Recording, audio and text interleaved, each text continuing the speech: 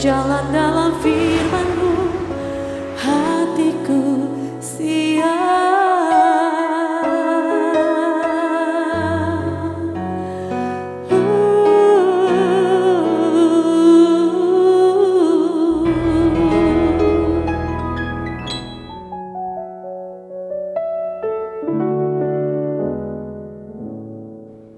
Salam, God lover yang dikasihi oleh Tuhan Yesus Kristus.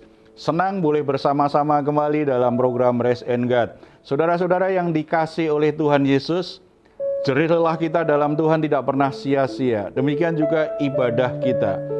Ketika kita membangun mezbah bagi Tuhan, mempersembahkan korban syukur kita, itu waktu yang terbaik bagi kita untuk bisa menikmati hadirat Tuhan. Di mana dalam hadirat Tuhan kita akan mengalami sukacita damai sejahtera yang sesungguhnya. Kita akan terpuaskan secara batiniah.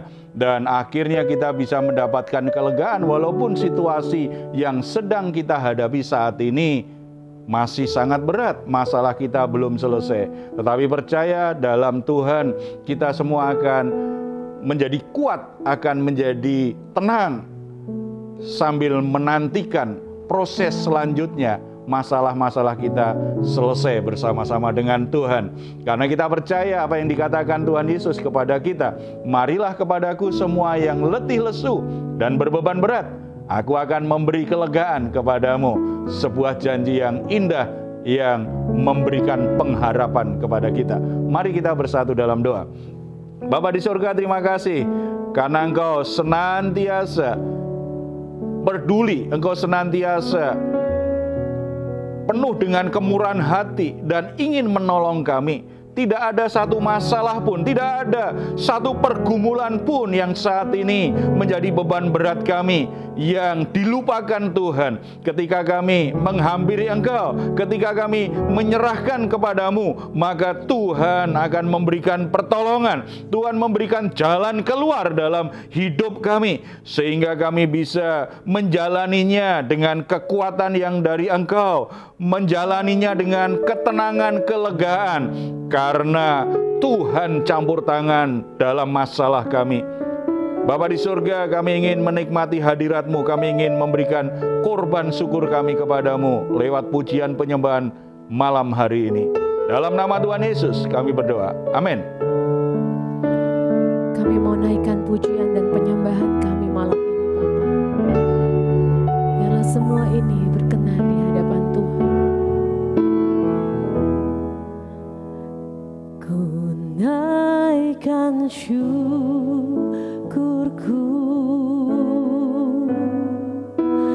buat hari yang Kau beri. Tak habis-habisnya kasih dan rahmat-Mu.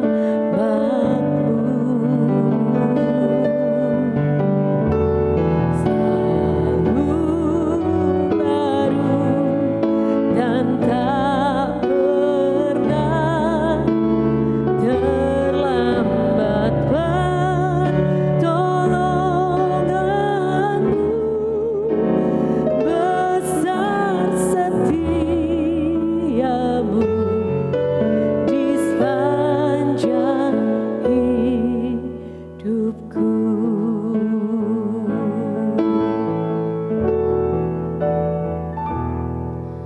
Bapa,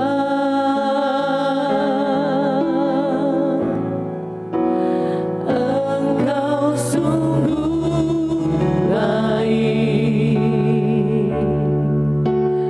kasih-Mu melimpah di hidupku.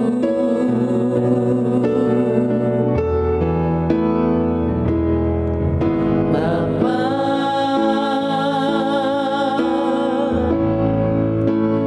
ku berterima kasih berkat-Mu hari ini yang Kau sediakan bagiku.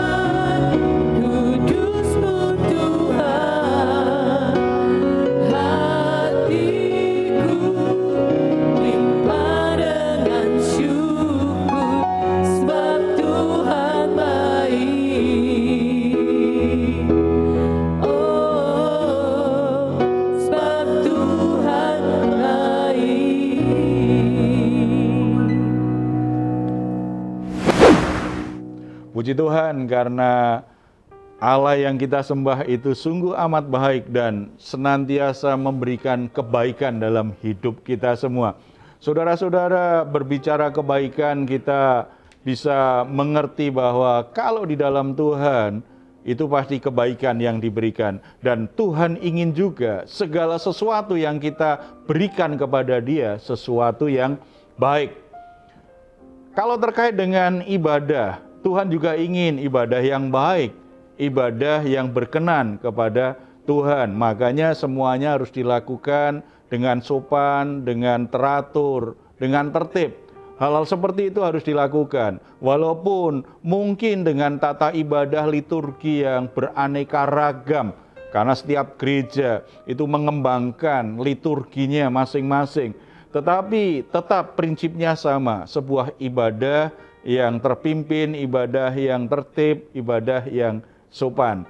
Sebab kalau tidak, maka yang melayani nanti bertindak semau-maunya, malah jadi batu sandungan, malah sesuatu yang buruk yang terjadi. Tetapi sayangnya karena kita hidup di zaman di mana semakin hari orang itu semakin senang hidup sifatnya independen, merdeka, bebas, tidak mau diatur, tidak mau dipimpin. Akibatnya kadang-kadang ada pertikaian, ada konflik terjadi dalam sebuah pelayanan gereja karena ketika otoritas seorang pemimpin dipakai, orang tidak bisa menerimanya dan menjadi tersinggung. Ketika tersinggung, mungkin ada hal-hal yang lain yang semakin buruk, itu bisa terjadi. Itu terjadi di begitu banyak gereja.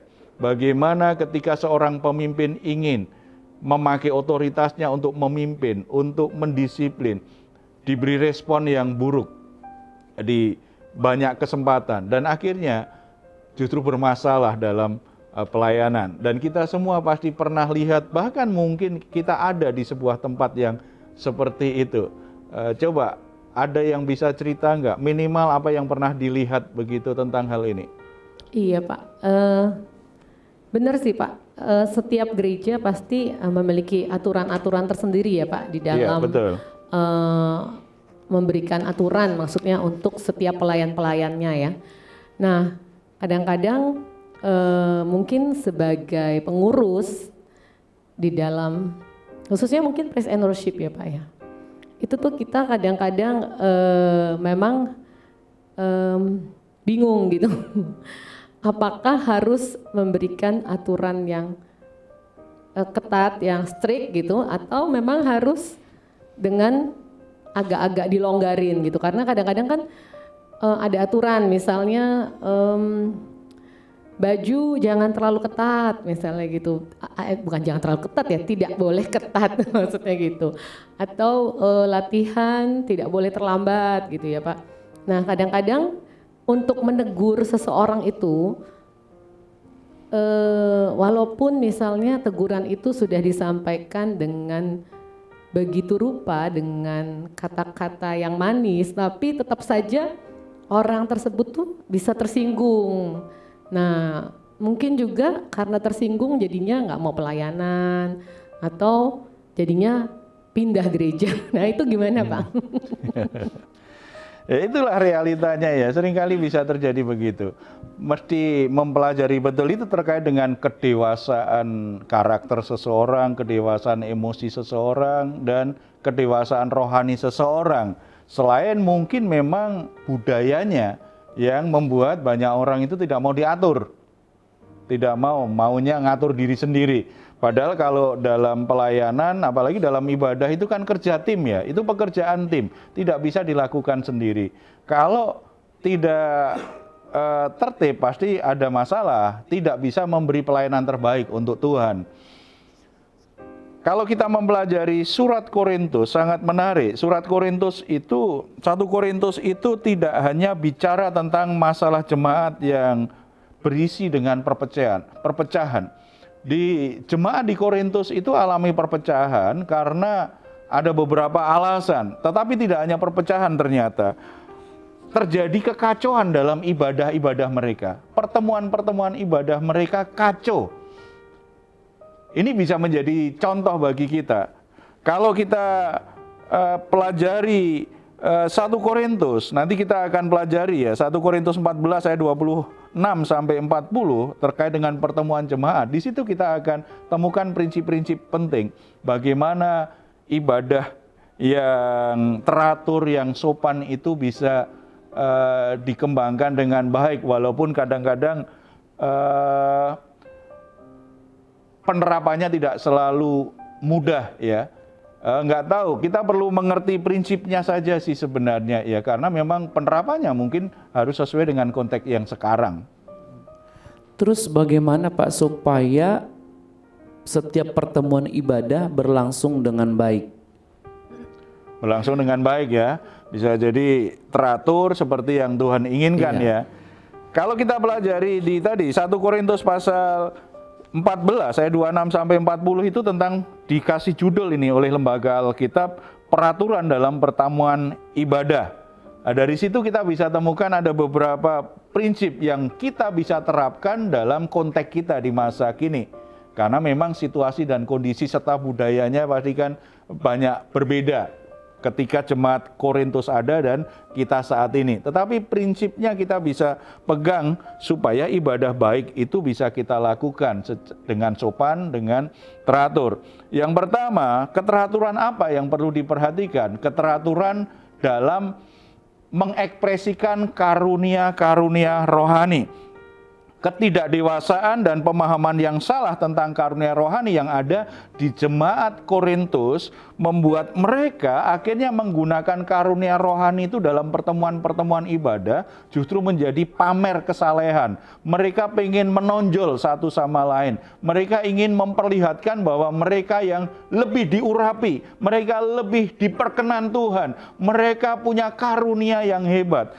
Ada teraturan di dalam menggunakan karunia-karunia rohani. Mereka lupa untuk apa karunia itu diberikan Tuhan kepada mereka. Ayat 26. Jadi bagaimana sekarang saudara-saudara, bila mana kamu berkumpul, hendaklah tiap-tiap orang mempersembahkan sesuatu, yang seorang mazmur, yang lain pengajaran, atau penyataan Allah, atau karunia bahasa roh, atau karunia untuk menafsirkan bahasa roh. Tetapi semuanya itu harus dipergunakan untuk membangun. Karunia-karunia rohani tujuan utamanya adalah membangun jemaat. Makanya namanya membangun. Ini kan yang punya karunia rohani tidak hanya satu orang. Setiap jemaat punya karunia rohani, punya talenta yang dari Tuhan. Semuanya harus memberi kontribusi untuk pembangunan tubuh Kristus, untuk ikut serta membangun gerejanya. Semuanya harus ambil bagian, tetapi dalam pelaksanaannya harus teratur. Harus teratur, seperti orang membangun rumah. Coba kalau misalnya ada 10 orang tukang yang membangun rumah, semuanya keahlian sendiri. Ada yang ahli untuk apa? Ahli untuk membuat fondasinya, ada yang ahli untuk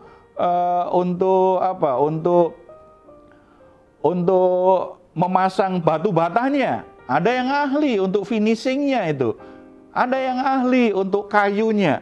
Kalau semuanya kerja masing-masing, tidak teratur, rumahnya mungkin terbangun tetapi berantakan, Pak Di. Ya kan? Kan ada aturannya, semuanya teratur, ada aturannya. Fondasi dulu berarti yang pasang batu bata membantu saja, dia tidak terlalu banyak berperan. Begitu fondasi sudah dibangun, batu bata. Begitu batu bata mungkin bagian kusennya, bagian tukang kayunya kan nunggu kerja. Paling hanya membantu atau koordinasi saja, supaya nanti ketika pasang kusennya itu pas. Semuanya kerjasama kan, sampai atapnya belakangan. Demikian juga di dalam ibadah, semua karunia dibutuhkan, betul. Tetapi ingat, tujuannya untuk membangun jemaat loh, untuk membangun gereja Tuhan. Bukan untuk pamer kehebatan rohani, bukan untuk pamer kesalehan, bukan menunjukkan dia yang paling hebat secara rohani. Tidak. Gunakan karunia-karunia rohani dengan bijaksana, supaya ketika kita menggunakan karunia rohani, gereja Tuhan terbangun lebih baik. Ibadah itu dibangun menjadi baik. Nama Tuhan dimuliakan, orang-orang yang datang imannya dibangun. Bukan malah kadang-kadang menjadi sebel dengan orang yang melayani. Kadang-kadang dia pengen menonjol sendiri, ingin menunjukkan dialah yang paling hebat dalam pelayanan. Tidak, itu cara salah. Itu tidak teratur dalam menggunakan karunia rohani. Semuanya sama, ada waktunya untuk bertugas, ada tempatnya yang terbaik, dan Tuhan pakai dengan keunikannya masing-masing. Tetapi semuanya dibutuhkan untuk membangun. Jadi harus ingat tujuan karunia kita untuk membangun. Bukan untuk mamer atau untuk menunjukkan kita lebih hebat atau lebih rohani dari yang lain. Yang kedua, teratur dalam pelaksanaan ibadah. Jemaat Korintus itu tidak teratur ibadahnya, karena tadi orang yang punya karunia rohani pengen memakainya, mengaktualisasikannya semau-maunya sendiri. Bahkan ketika ditegur pemimpin jemaat, mereka nggak mau terima. Mereka tidak mau terima. Karena mereka merasa, kan ini karunia rohani, aku harus pakai. Semuanya harus dipakai. Makanya Rasul Paulus di ayat 32 menegaskan tentang hal ini.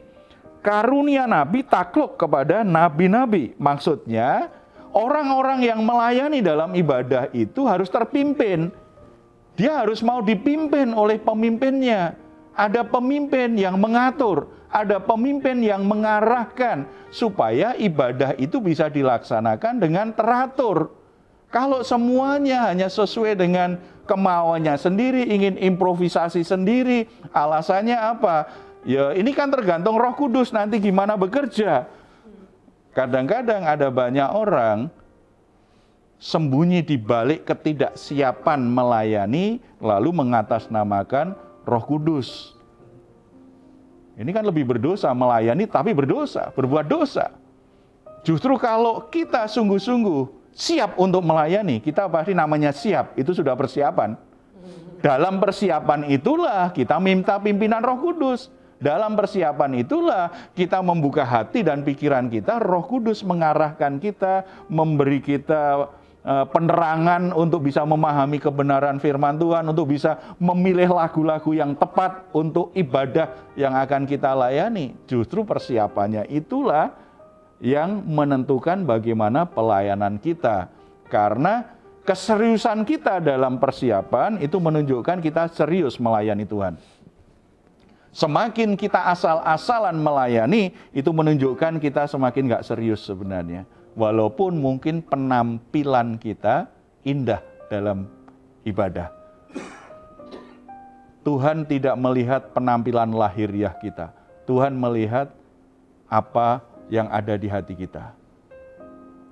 Bagaimana, apa dorongan kita melayani. Apa yang tersembunyi yang orang lain gak lihat ketika kita bergumul dalam doa. Ketika sungguh-sungguh minta hikmat Tuhan, kita sungguh-sungguh tunduk dalam hadirat Tuhan, minta pimpinan Tuhan, minta Tuhan menyatakan kehendaknya, lagu-lagu apa yang harus kita nyanyikan, firman Tuhan apa yang harus kita khotbahkan, pokok-pokok doa apa yang harus jadi pokok doa yang terpenting ketika kita berdoa syafaat dalam ibadah. Persiapan yang tidak kelihatan itu, di mana kita hanya berdua dengan Tuhan, itu yang menentukan apakah pelayanan kita itu menyatakan kasih dan kuasa Tuhan yang bisa mengubah kehidupan orang-orang yang hadir dalam sebuah ibadah. Saudara-saudara, jadi kita mesti belajar kalau melayani dalam ibadah, supaya ibadah teratur. Namanya teratur berarti harus ada yang mengatur. Yang mengatur jangan kalau kita 10 orang yang melayani, 10-10-nya mengatur. Yang mengatur harus ada yang pemimpinnya. Pemimpinnya yang mengatur. Kalau semuanya itu mengatur, itu namanya demonstrasi. Semuanya semau-maunya sendiri. Tetapi dalam ibadah, supaya pelaksanaannya teratur, ya harus ada aturannya, ada yang mengatur. Kalau kita anggota tim, kita menyesuaikan diri. Kalau ada yang kurang, ada yang nggak pas, tinggal kita diskusi saja, memberi masukan. Tetapi kita harus belajar. Seperti Paulus bilang, karunia nabi takluk kepada nabi. Artinya orang yang punya karunia rohani, takluk, tunduk, mau dipimpin oleh pemimpin yang ada dalam ibadah itu. Itu penting sekali, dan ini mungkin bertentangan dengan budaya kita masa kini. Tetapi kalau kita ingin punya ibadah yang berkualitas, ibadah yang berkenan kepada Tuhan, ibadah yang baik, yang melayani harus menjadi orang-orang yang mau melayani dengan teratur, mau dipimpin, menghargai orang-orang yang diberi Tuhan otoritas untuk memimpin kita dalam pelayanan. Dan yang ketiga, sopan dalam bersikap. Ayat 35. Jika mereka ingin mengetahui sesuatu, baiklah mereka menanyakannya kepada suaminya di rumah. Sebab tidak sopan bagi perempuan untuk berbicara dalam pertemuan jemaat. Di jemaat Korintus di masa itu, laki dan perempuan dipisahkan dalam ibadah. Makanya suami istri tidak menjadi satu, tidak jejer. Gitu. Tetapi ternyata masalahnya sama dari dulu sampai sekarang. Ini emak-emak, ibu-ibu, perempuan-perempuan karena tempatnya terpisah suka berceloteh. Jadi ketika dalam ibadah suka berceloteh. Kalau ada yang nggak tahu begitu, dia juga berceloteh, tanya kepada suaminya, padahal duduknya beda. Gitu. Jadi kan mengganggu suaranya. Celotehan-celotehan emak-emak itu kadang-kadang ya, mudah-mudahan bukan kita yang emak-emak saat ini yang lihat ya. Tetapi itu jadi nggak tertib. Jadi nggak tertib. Bahkan di sini katakan itu nggak sopan loh yang seperti itu. Apalagi ketika orang lagi menyampaikan firman Tuhan. Kalau orang ngobrol itu kan nggak sopan. Jangankan menyampaikan firman Tuhan. Ketika ada orang berbicara saja, kita lagi ngobrol nih berlima, ada satu orang yang berbicara. Nggak sopan kalau kita akhirnya berdua asik ngobrol sendiri. Itu kan nggak menghargai orang yang berbicara. Itu tidak sopan namanya. Kekacauan ibadah di Korintus seperti ini nih. Jadi karena tidak menghargai yang melayani, tidak menghargai siapa yang berbicara. Jadi kalau misalnya tadi keinginan tahu atau hal-hal yang mengganggu atau hal-hal yang mungkin jadi tertarik begitu, celometan begitu dalam pertemuan ibadah. Jadi kan nggak sopan dari sisi komunikasi. Itu pun juga perlu diperhatikan. Dalam konteks budaya kita saat ini memang mungkin kan termasuk ibadah kita bisa laki perempuan bisa bersebelahan, suami istri bisa bersebelahan. Tetapi bukan alasan setelah itu kalau nggak tahu kemudian langsung aja. Di situ kan dikatakan bahwa nanti kalau mau tanya aja di rumah sama suamimu. Jadi nggak usah lintas bangku begitu, gitu kan. Jadi tanyalah gitu ya. Keinginan tahunya kan baik, tetapi caranya itu tidak sopan dalam sebuah pertemuan. Dalam konteks kita saat ini kita perlu perhatikan ya. Kita tidak boleh mengatasnamakan Roh Kudus gara-gara kemalasan. Gara-gara kita nggak siap. Tidak, kita harus teratur dalam pelayanan. Gunakan karunia rohanimu semaksimal mungkin, sebaik mungkin, tetapi harus dengan cara-cara yang benar. Cara-cara di mana kita memang dengan persiapan, lalu kita teratur, kita menghargai pemimpin kita bersedia untuk mengikuti kesepakatan bersama, kita mau tunduk pada aturan-aturan yang diberlakukan untuk semuanya, karena Tuhan sangat ingin ibadah kita itu tertib dan teratur. Ayat 40 ya, tetapi segala sesuatu harus berlangsung dengan sopan dan teratur. Ibadah ini konteksnya ibadah. Dalam ibadah Tuhan ingin apa? Segala sesuatu dalam ibadah itu harus berlangsung dengan sopan dan teratur.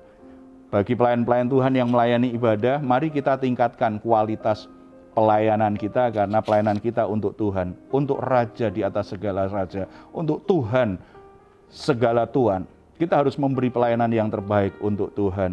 Bagi jemaat, mari kita juga belajar sopan teratur dalam ibadah, menghargai orang yang melayani, tidak mengganggu sebuah peribadahan, karena ibadah itu kita ingin memuliakan Tuhan, hormati Tuhan dalam setiap ibadah yang saudara ikuti. Kita bersatu dalam doa. Bapa di surga, terima kasih karena kami boleh kesempatan di dalam Yesus Kristus, kami boleh menghampiri Engkau. Ketika tirai bait Allah terbelah, itu menjadi sebuah anugerah bagi kami di mana di dalam Yesus Kristus, melalui korban Kristus, kami semua diberi anugerah untuk bisa menghampiri tahta-Mu yang kudus.